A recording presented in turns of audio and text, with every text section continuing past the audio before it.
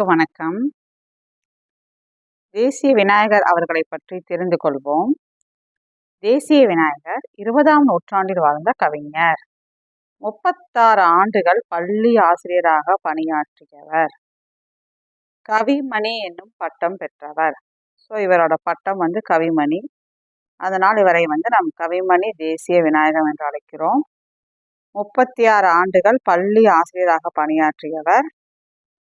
ஆசிய ஜோதி ஆங்கில மொழியில் எட்வின் அர்னால்டு என்பவர் எழுதிய லைட்ஸ் ஆஃப் ஏசியா என்னும் நூலை தழுவி எழுதப்பட்டது.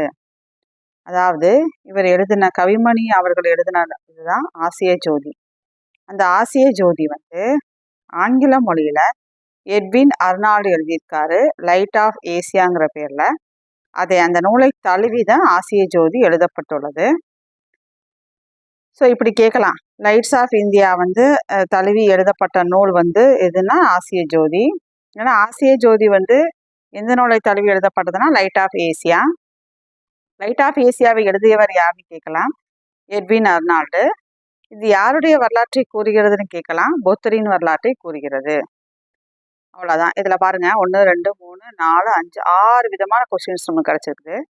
இதை தெளிவாக பார்த்துக்குங்க. அடுத்த ஷார்ட்ஸில் சந்திப்போம். நன்றி, வணக்கம்.